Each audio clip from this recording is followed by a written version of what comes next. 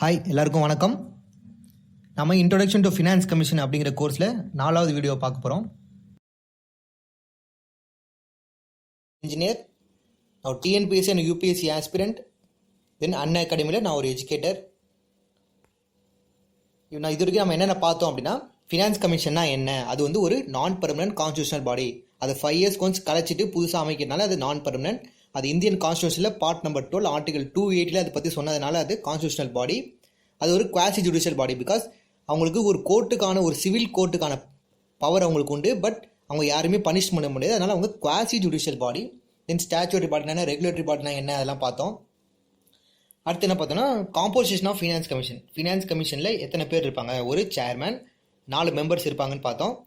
அவங்களுடைய குவாலிஃபிகேஷன்ஸ் என்ன, ஒரு சேர்மேன்னா ஒரு இந்த பப்ளிக் அஃபேர்ஸில் ஒரு வெல் வெர்ஸ்டு பர்சனாக இருக்கணும். தென் மெம்பர்ஸ் வந்து அவர் ஒரு ஹைகோர்ட் ஜட்ஜாக இருக்கலாம், இல்லை ஹைகோர்ட் ஜட்ஜ் ஆகிறதுக்கான குவாலிஃபிகேஷன் உள்ளவராக இருக்கலாம், இல்லைனா இந்த எக்கனாமி, ஃபினான்ஸ் இதிலெல்லாம் எக்ஸ்பீரியன்ஸ் உள்ள ஒரு ஆளாக இருக்கலாம். அடுத்து நம்ம என்ன பார்த்தோன்னா, கன்சாலிடேட்டட் ஃபண்ட் ஆஃப் இந்தியானா என்ன, கண்டின்ஜென்சி ஃபண்ட்னா என்ன, பப்ளிக் அக்கௌண்ட்னா என்னன்னு பார்த்தோம். அதோடைய ஆர்டிகல்ஸ்லாம் பார்த்தோம். கன்சாலிடேட்டட் ஃபண்ட் தான் இந்தியன் கவர்மெண்ட்டுடைய சீஃப் அக்கௌண்ட். கண்டின்ஜென்சி ஃபண்ட் வந்து ஒரு இம்ப்ரெஸ்ட் அக்கௌண்ட், அதாவது அது வந்து ஒரு சேஃப்டி அக்கௌண்ட் மாதிரி. 5,500 crore வந்து அதில் வச்சுருப்பாங்க. தென் பப்ளிக் அக்கௌண்ட்ங்கிறது நம்மளுடைய மணி. இதெல்லாம் பார்த்தோம்.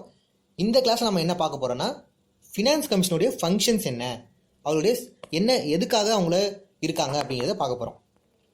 முதல்ல ஃபினான்ஸ் கமிஷன் என்ன பண்ணுவோம், நம்ம ஏற்கனவே பார்த்த மாதிரி அவங்க ஒன்லி ரெக்கமெண்ட் தான் பண்ணுவாங்க, சரிங்களா. அவங்க வந்து ஒரு ஸ்டடி பண்ணி கவர்மெண்ட் கிட்ட ஒரு ரெக்கமெண்டேஷன் தருவாங்க, சரிங்களா. எந்தெந்த ஏரியாவில் அப்படின்னு பார்த்தா, இது வந்து அந்த ஆர்டிகல் நம்பர் 280 இதெல்லாம் சொல்லியிருக்காங்க. என்ன சொல்லியிருக்காங்க, எந்தெந்த ஏரியானா டாக்ஸ் டெவல்யூஷன், அதாவது வரி பங்களிப்பு, மத்திய மாநில அரசுகளுக்கு இடையேயான வரி பங்களிப்பை பற்றி அவங்க சொல்லணும். ரெண்டாவது கிராண்ட் இன் எய்ட்ஸ். கிராண்ட் இன் எய்ட்ஸ் அப்படின்னா சில மாநிலங்களுக்கு அந்த வரி பங்களிப்பை தாண்டி சில பணம் தேவைப்படும். அதுக்காக கவர்மெண்ட் தரக்கூடிய பணம் வந்து இந்த கிராண்ட் இன் எய்ட்ஸ், சரிங்களா. எய்ட்னா உதவி. மூணாவது measures to augment the consolidated fund of states. ஒவ்வொரு மாநிலத்துக்கான கன்சாலிடேட்டட் ஃபண்ட் இருக்குல்ல, அதை எப்படி இன்க்ரீஸ் பண்ணலாம் அப்படிங்கிறத அவங்க சொல்லணும், சரிங்களா. ஒரு மாநிலத்தோட கன்சாலிடேட்டட் ஃபண்டுனா என்னது, அந்த மாநிலத்தினுடைய வருவாய். இதை தவிர வேறு ஏதாச்சும் மேட்டர், பிரசிடென்ட் வந்து வேறு எதையாச்சும் பற்றி நீங்கள் சொல்லணும், ரெக்கமெண்ட் பண்ணணும் அப்படின்னு சொல்லாருன்னா அதை பற்றி அவங்க ரெக்கமெண்ட் பண்ணுவாங்க. ஓகே, முதல்ல டாக்ஸ் டெவல்யூஷன், சரிங்களா.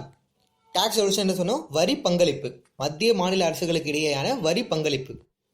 இந்த டாக்ஸ் டெவல்யூஷனை ரெண்டாக சொல்லலாம். ஒன்று வெர்டிக்கல் டெவல்யூஷன், இன்னொன்று ஹரிசாண்டல் டெவல்யூஷன். வெர்டிக்கலாக என்ன, மேலும் கீழுமாக. ஹரிசாண்டலாக என்ன, பக்கவாட்டில், சரிங்களா. வெர்டிக்கல் டெவல்யூஷன் அப்படின்னா ஒன்றும் இல்லை, மத்திய அரசிலேருந்து மாநிலங்களுக்கு பிரித்து தரதுக்கு பேர் வெர்டிக்கல் டெவல்யூஷன், மேலிருந்து கீழே தரது. ஹரிசாண்டல் டெவல்யூஷன்னா பக்கவாட்டில், அதாவது ஒவ்வொரு மாநிலங்களுக்கு இடையே பிரித்து தருவதுக்கு பேர் ஹரிசாண்டல் டெவல்யூஷன். அப்படின்னா என்னங்கிறத இப்போ பார்க்கலாம் ஒரு எக்ஸாம்பிளோட. இந்த எக்ஸாம்பிள் பாருங்கள். இப்போது ஃபார் எக்ஸாம்பிள், ஒரு வருஷத்தில் கவர்மெண்ட் ஆஃப் இந்தியாவுடைய ரெவன்யூ வந்து 100 rupees இருக்குன்னு வச்சுக்கலாம், சரிங்களா. அந்த ரெவன்யூ என்னென்னவா இருக்கலாம், டேக்ஸ் ரெவன்யூவாக இருக்கலாம், இல்லைனா நான் டேக்ஸ் ரெவன்யூஸாக இருக்கலாம், கவர்மெண்ட்டுடைய சர்வீசஸ் மூலமாக வந்ததாக இருக்கலாம், இல்லை கவர்மெண்ட்டுடைய ஷேர்ஸ் மூலமாக வரதாக இருக்கலாம், இல்லை கவர்மெண்ட் யாருக்காச்சும் லோன் கொடுத்துருக்கோம் அந்த லோனுடைய இன்ட்ரெஸ்ட்டாக இருக்கலாம். ஸோ இதெல்லாம் வந்து கவர்மெண்ட்டுடைய வருவாய் வந்து ஒரு 100 rupees இருக்குன்னு வச்சுக்கோம். அந்த 100 rupeesல 42%, அதாவது 42 ரூபாயை வந்துட்டு ஸ்டேட்ஸ்க்காக அவங்க ஒதுக்கி வச்சுருவாங்க. மீதி 58 rupees அவங்க வச்சுக்குவாங்க, சரிங்களா. ஓகே, அந்த 42 rupees, அதாவது 42% அப்படிங்கிறத யார் ரெக்கமெண்ட் பண்ணாங்கன்னா, இந்த 14th ஃபினான்ஸ் கமிஷன் தான். இந்த நீங்கள் என்ன பண்ணணும்னா, உங்களுக்கு வரக்கூடிய வருவாயில் 42% மாநிலங்களுக்கு பிரித்து கொடுத்துருங்க அப்படின்னு 14th ஃபினான்ஸ் கமிஷன் தான் ரெக்கமெண்ட் பண்ணுறாங்க, சரிங்களா. இதுக்கு முன்னாடி 13th ஃபினான்ஸ் கமிஷனில் 32% தான் மாநிலங்களுக்கு கொடுத்துருந்தாங்க. இப்போ 14th ஃபினான்ஸ் கமிஷனில் 42% இன்க்ரீஸ் பண்ணியிருக்காங்க. இதுக்கு நம்ம 2 விஷயம் முக்கியம் சொல்லலாம். 2 விஷயம். ஒன்று, ஸ்டேட்ஸுக்கு வந்து நம்ம ஒவ்வொரு மாநிலங்களுக்கும் அதிகமாக இந்தமாரி கொடுக்கறதுனால ஒவ்வொரு மாநிலங்களுக்கு தேவையான ப்ராஜெக்ட் எல்லாமே அவங்களே பண்ணிக்க முடியும், சரிங்களா. எல்லாத்துக்குமே சென்டரை வந்து அவங்க எதிர்பார்த்து இருக்க தேவையில்லை. ஒவ்வொன்றுத்துக்கும் மத்திய அரசை நோக்கி எதிர்பார்த்துட்டு இருக்காமல் அவங்களுக்கு தேவையான ஸ்கீம்ஸை அவங்களே பண்ணிக்கலாம். ஒன்று. ரெண்டாவது, ஜிஎஸ்டி. இப்போ ஜிஎஸ்டி வந்ததுனால நிறையா மாநிலங்கள் வந்துட்டு அவங்களுக்கு இருந்த வரி வருமானம் வந்து குறைஞ்சிருச்சு.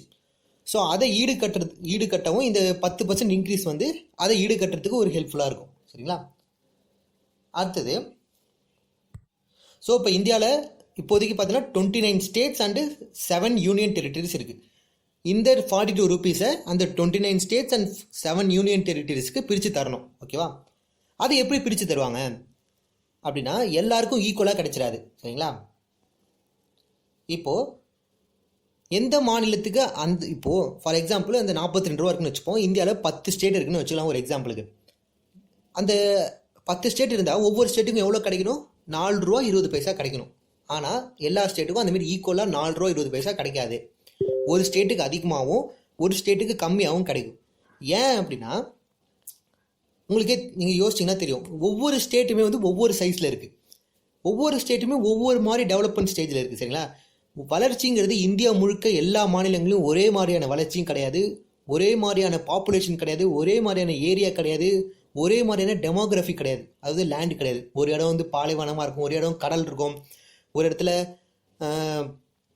பயங்கர வெள்ளம் வரும், ஒரு இடத்துல ஃபுல்லாக மலைகள் இருக்கும். ஸோ இந்த மாதிரி வேரியிங் டெமோகிராஃபி இருக்குது இந்தியாவில். சரிங்களா? அதனால் எல்லாருக்கும் நம்ம ஈக்குவலாகவும் பணத்தை பிரித்து தர முடியாது. ஏன்னா ஒவ்வொன்றும் ஒவ்வொரு சைஸில் இருக்குது, ஒவ்வொரு நிலையில் இருக்குது. ஒன்று அட்வான்ஸ் நல்லா டெவலப் ஆன ஸ்டேட்டாக இருக்கும், இன்னொன்று சரியாக டெவலப் ஆகாத ஸ்டேட்டாக இருக்கும். ஒரு ஸ்டேட்டில் எஜுகேஷன் நல்லா இருக்கும், ஒரு ஸ்டேட்டில் எஜுகேஷன் நல்லா இருக்காது. ஸோ அதனால் இவங்க எதெல்லாம் வச்சு இந்த ஸ்டேட்டுக்கு எவ்வளோ தரலாம், இந்த ஸ்டேட்டுக்கு எவ்வளோ தரலாங்கிறத எதெல்லாம் வச்சு டிசைட் பண்ணுறாங்கன்னா இது ஒரு 6 பேராமீட்டர்ஸ் இருக்குது. ஒன்று, first fiscal capacity. Fiscal capacity அப்படின்னா அந்த ஒரு ஃபார் எக்ஸாம்பிள் ஒரு தமிழ்நாடு எடுத்துப்போம். தமிழ்நாடுடைய ஃபிஸ்கல் கெப்பாசிட்டி எதை வச்சு சொல்லுவாங்கன்னா தமிழ்நாட்டுடைய இண்டஸ்ட்ரீஸ், எவ்வளோ இண்டஸ்ட்ரீஸ் அங்கே இருக்குது, எவ்வளோ இண்டஸ்ட்ரீஸ் வருவதற்கான கெப்பாசிட்டி இருக்காங்க, எவ்வளோ நேச்சுரல் ரிசோர்ஸஸ் இருக்குது. சரிங்களா? அப்புறம் வேறு எவ்வளோ வெல்த் இருக்குது, அங்கே ஒரு மக்களுடைய வருமானம் எப்படி இருக்குது, கல்வி அறிவு எப்படி இருக்குது, இதெல்லாம் வந்து வச்சு ஃபிஸ்கல் கெப்பாசிட்டி, அந்த மாநிலத்துடைய ஃபிஸ்கல் கெப்பாசிட்டி, இண்டஸ்ட்ரீஸு இதெல்லாம் வச்சு ஃபிஸ்கல் கெப்பாசிட்டி இருக்கா. அடுத்தது பாப்புலேஷன். பாப்புலேஷன் வந்து 2 டேட்டா எடுத்துப்பாங்க. ஒன்று 1971 பாப்புலேஷன் டேட்டா, தென் 2011 பாப்புலேஷன் டேட்டா. இந்த 14th ஃபினான்ஸ் கமிஷன் முன்னாடி வரைக்கும் இந்த 1971 பாப்புலேஷன் டேட்டா தான் எடுத்துட்டு இருந்தாங்க. 14th ஃபினான்ஸ் கமிஷன்லேருந்து 2011 பாப்புலேஷன் டேட்டாவும் எடுத்துக்க ஆரம்பிச்சிருக்காங்க. அடுத்ததா, ஏன்னா பாப்புலேஷன் எந்த ஸ்டேட்டுக்கு அதிகமாக இருக்கோ அந்த ஸ்டேட்டுக்கு கொஞ்சம் அதிகமாக தருவாங்க, அதுக்காக அந்த பாப்புலேஷன் டேட்டா. அடுத்தது ஏரியா, எந்த ஸ்டேட் அதிக ஏரியாவில் இருக்கோ அவங்களுக்கு கொஞ்சம் அதிகமாக கிடைக்கும். அப்புறம் ஃபிஸ்கல் டிசிப்ளின், அதாவது எப்படி மாநிலங்கள் எப்படி நடந்துக்குதுன்னு சொல்லிட்டு. சில மாநிலம் வந்து அவங்களுக்கு எல்லா ரிசோர்ஸஸும் இருக்கும், ஆனால் என்ன பண்ணுவாங்க, சரியாக பர்ஃபார்ம் பண்ணியிருக்க மாட்டாங்க. சரிங்களா? சரியான நிர்வாகம் இருந்திருக்காது. அப்படி சரியாக பர்ஃபார்ம் பண்ணக்கூடிய ஸ்டேட்ஸ்க்கு வந்து இன்னும் கொஞ்சம் எக்ஸ்ட்ரா பணம் தருவாங்க. அடுத்தது ஃபாரஸ்ட் கவர். சரிங்களா? இதை வந்து இப்போ புதுசாக ஆட் பண்ணியிருக்காங்க. எதுக்காகனா காடுகள் வளர்ப்பை வந்து ஊக்குவிக்கிறதுக்காக இதை உருவாக்கியிருக்காங்க. சரிங்களா? ஸோ ஒரு 14th ஃபினான்ஸ் கமிஷனில் புதுசாக கொண்டு வரப்பட்டதான் இந்த ஃபாரஸ்ட் கவர் அப்படிங்கிறது. ஏன்னா அப்போ தான் ஒவ்வொரு ஸ்டேட்டும் அவங்களுக்கு இருக்கக்கூடிய ஃபாரஸ்ட் இன்க்ரீஸ் பண்ணுறதுக்கு நடவடிக்கைகள் எடுப்பாங்க அப்படிங்கிறதுக்காக இது. ஓகேங்களா? அடுத்து நம்ம பார்க்கக்கூடாது கிராண்ட் இன் எய்ட்ஸ். எய்ட்னா ஒரு உதவி. சரிங்களா? இது எதுக்காக அப்படின்னா இப்போ சில ஸ்டேட்ஸுக்கு இந்த 42% டேக்ஸ் டெவல்யூஷன் பண்ணுறாங்களே, அது வந்து பத்தாது. ஓகேங்களா? அவங்க வந்து எங்களுக்கு கொஞ்சம் எக்ஸ்ட்ரா வேணும்னு எதிர்பார்ப்பாங்க. ஓகே, அதுக்காக கொடுக்குறதா இந்த கிராண்ட் இன் எய்ட்ஸ். ஓகே, இது எதுக்காக தராங்கன்னு பாருங்கள். For states with post devolution revenue deficit. அதாவது போஸ்ட் டெவல்யூஷன்னா இந்த வரி பங்களிப்புக்கு பிறகு அங்கே ரெவன்யூ டெபிசிட் இருந்துச்சுன்னா அங்கே தருவாங்க. சரியா? ரெவன்யூ டெபிசிட்னா ஒன்றும் கிடையாது. இப்போ ஒவ்வொரு மாநிலமும் அவங்களுக்காக ஒரு பட்ஜெட் போட்டிருப்பாங்களே, அந்த பட்ஜெட்டில் என்ன சொல்லுவாங்க, எங்களுக்கு அடுத்த வருஷத்துக்கு எங்களுக்கு இவ்வளோ வருமானம் வரும், இவ்வளோ செலவாகும், இவ்வளோ இன்கம் வரும், எக்ஸ்பெண்டிச்சர் வரும், எல்லாமே அந்த பட்ஜெட்டில் சொல்லுவாங்க. ஸோ இப்போ என்ன பண்ண, இப்போ நான் தமிழ்நாடு இருக்குன்னு வச்சுக்கேன், நான் வந்துட்டு என்னுடைய வருமானம் இந்த வருஷம் 1 லட்ச ரூபா அப்படின்னு நான் செட் பண்ணியிருக்கேன். அந்த வருமானம் எதெல்லாம் இன்க்ளூட் ஆகணும், அந்த மத்திய அரசுலேருந்து வரதுல இந்த டேக்ஸ் பணம் இதையும் சேர்த்து தான் அந்த வருமானம்னு சொல்லியிருப்பேன் 1 லட்ச ரூபான்னு சொல்லிட்டு. என்னுடைய ஸ்டேட்டில் உருவாகக்கூடிய இன்கம் வந்து ஒரு 70 லட்ச ரூபா, மத்திய அரசில் அந்த டேக்ஸ் மூலமாக மத்திய அரசு பிரித்து தரது வந்து ஒரு 30 லட்ச ரூபா, மொத்தமாக 1 லட்ச ரூபா வந்து எனக்கு வரக்கூடிய வருமானம். சரிங்களா? இப்போ என்ன ஆயிடுச்சுன்னா, எனக்கு இந்த வருஷம் இந்த வருஷத்தில் என்னோட மாநிலத்தில் நான் ப்ரொடியூஸ் பண்ணுற இன்கம் வந்து 50 லட்சமாக தான் இருக்குது. சரியா? மத்திய அரசு வந்து 30 லட்சம் தராங்க, மொத்தம் 80 லட்சம் ஆயிடுச்சு. ஸோ எனக்கு மீதி 20 லட்சம் வந்து பேலன்ஸ் இருக்குது. ஸோ அதுக்கு பேர் தான் ரெவன்யூ டெபிசிட். ஓகே, ஸோ நம்ம இந்த மத்திய அரசு அந்த டேக்ஸ் டெவல்யூஷன் பண்ணதுக்கு பிறகும் அந்த ஸ்டேட்டில் வந்து அவங்க வருமானத்தை அவங்க அச்சீவ் பண்ணலை அப்படின்னா அதுக்கு பேர் ரெவன்யூ டெபிசிட். அப்படி ரெவன்யூ டெபிசிட்டில் இருக்கிற ஸ்டேட்ஸுக்கு இந்த கிராண்ட் இன் எய்ட்ஸ் தருவாங்க. அப்புறம் டிசாஸ்டர் மேனேஜ்மெண்ட்காக எல்லா ஸ்டேட்ஸுக்குமே தருவாங்க. சரிங்களா, டிசாஸ்டர் மேனேஜ்மெண்ட் ஒரு பேரிடர் மேலாண்மைக்காக எல்லா ஸ்டேட்ஸ்க்கும் கிராண்டிங் நீட்ஸ் தருவாங்க. அதுக்கப்புறம் லோக்கல் கவர்மெண்ட், ஒவ்வொரு மாநிலத்துக்குடைய லோக்கல் கவர்மெண்ட்டுக்கு இந்த கிராண்டிங் நீட்ஸ் தருவாங்க. அவ்வளோ ஈஸியாக கொடுத்துட மாட்டாங்க, அவங்களுடைய பர்ஃபார்மன்ஸை வச்சு தான் தருவாங்க. லோக்கல் கவர்மெண்ட், இந்தியாவில் லோக்கல் கவர்மெண்ட் என்னென்னா ரூரல் ஏரியாஸில், கிராமப்புறங்களில் கிராம பஞ்சாயத்தும், நகர்ப்புறங்களில் முனிசிபாலிட்டிஸும். ஓகே, ஸோ இதுக்கெலாம் இந்த கிராண்டிங் நீட்ஸ் தருவாங்க. அடுத்தது சில ஸ்பெஷல் கேட்டகரி ஸ்டேட்ஸ் அப்படின்னு சொல்லிட்டு சில ஸ்டேட்ஸ் இருக்குது. இந்த கான்செப்ட் எப்போ கொண்டு வந்தாங்கன்னா 5th ஃபினான்ஸ் கமிஷனில் மகாவீர் தியாகி அப்படிங்கிறவர் இன்ட்ரடியூஸ் பண்ணதான் இந்த ஸ்பெஷல் கேட்டகரி ஸ்டேட்ஸ் அப்படிங்கிறது. இதில் என்னென்ன ஸ்டேட்ஸ் இருக்குது அப்படின்னா, இந்தியாவோட நார்த் ஈஸ்டில் வடகிழக்கில் இருக்கக்கூடிய 7 மாநிலங்கள் என்னென்ன, அஸ்ஸாம், அருணாச்சல் பிரதேஷ், மணிப்பூர், மேகாலயா, மிசோரம், நாகாலாந்து அண்ட் திரிபுரா. இது தவிர சிக்கிம், ஜம்மு காஷ்மீர், ஹிமாச்சல் பிரதேஷ், உத்தரகாண்ட். ஸோ இந்த டோட்டலாக இந்த 11 ஸ்டேட்ஸ் வந்து என்ன சொல்லுவாங்கன்னா ஸ்பெஷல் கேட்டகரி ஸ்டேட்ஸ்னு சொல்லுவாங்க. இதை வந்து 5th ஃபினான்ஸ் கமிஷனில் மகாவீர் தியாகி தலைமையில் இருந்த 5th ஃபினான்ஸ் கமிஷன் இந்த ஸ்பெஷல் கேட்டகரி அப்படிங்கிற இந்த கான்செப்டை கொண்டு வந்தாங்க. இப்போ ரீசெண்டாக ஆந்திர பிரதேஷ் கூட ஸ்பெஷல் கேட்டகரி ஸ்டேட்டஸ் கேட்டுட்டு இருக்காங்க. ஏன்னா ஆந்திரா தெலுங்கானான்னு தனியாக பிரித்ததுக்கப்புறம் ஆந்திர பிரதேசில் இருக்கக்கூடிய ரிசோர்ஸஸ்லாம் எல்லா ரிசோர்ஸஸும் அவங்ககிட்ட போயிடுச்சு, அதனால் எங்களுக்கு வேணும்னு சொல்லி அவங்க கேட்டுக்கிட்டு இருக்காங்க. ஸோ இந்த ஸ்பெஷல் கேட்டகரி ஸ்டேட்ஸ்னால் நீங்கள் பார்த்தாலே தெரியும், இதெல்லாம் என்னவா இருக்கும், ஒன்று எங்கேயாச்சும் மலையில் இருக்கும், இல்லை ரொம்ப பார்டர் ஏரியாஸாக இருக்கும், இல்லை ட்ரைபல் ஏரியாஸாக இருக்கும்.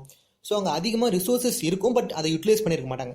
இந்த மாதிரி இல்லை அதிகமாக அங்கே வளர்ச்சிகளுக்கான பணி செய்ய முடியாமல் இடமா இருக்கும். இந்த மாதிரி இடத்தெல்லாம் வந்து ஸ்பெஷல் கேட்டகரி ஸ்டேட்ஸ்ன்னு சொல்லி மத்திய அரசு அவங்களுக்கு ஸ்பெஷல் அட்டென்ஷன் தருவாங்க அவங்களுக்கு. ஓகே, அடுத்து நம்ம 2 விஷயம் பார்க்க போகிறோம். ஒன்று normal central assistance, then special central அசிஸ்டன்ஸுங்களா.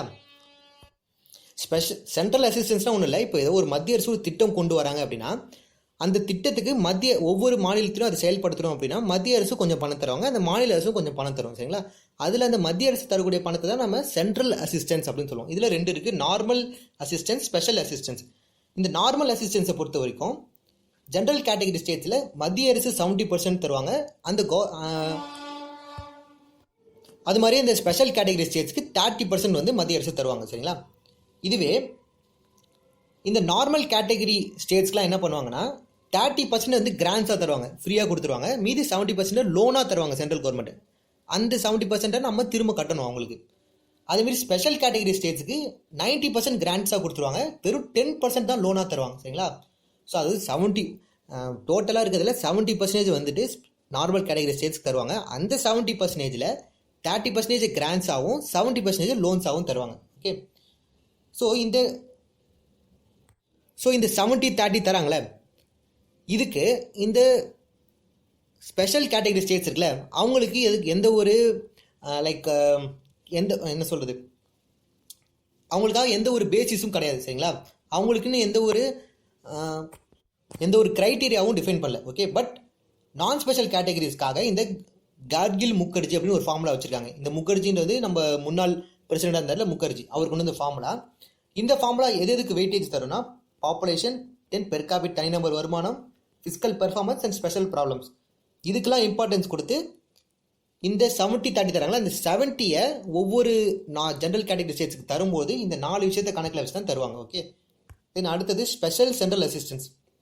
இந்த அசிஸ்டன்ஸ் எதுக்காக அப்படின்னா, ஸோ கொஞ்சம் ஒரு ஸ்பெஷலான projects, for example Western Ghats development programme, border area development, இந்தமாரி ஸ்பெஷலான ப்ரோக்ராம்ஸ்லாம். சரிங்களா, இந்த ப்ரோக்ராம்ஸ்லாம் தரதுக்கு பேர் தான் ஸ்பெஷல் சென்ட்ரல் அசிஸ்டன்ஸ். ஓகே, அவ்வளோதான் ஃப்ரெண்ட்ஸ், உங்களுக்கு புரிஞ்சிருக்குன்னு நினைக்கிறேன். இதோட இந்த கிளாஸ் முடியுது. அடுத்த கிளாஸில் நாம் இது வரைக்கும் என்னென்ன ஃபினான்ஸ் கமிஷன் இருந்துச்சு, அவங்களுடைய முக்கியமான ரெக்கமெண்டேஷன்ஸ்லாம் என்ன அப்படிங்கிறத அடுத்த கிளாஸில் பார்க்கலாம். நன்றி, வணக்கம்.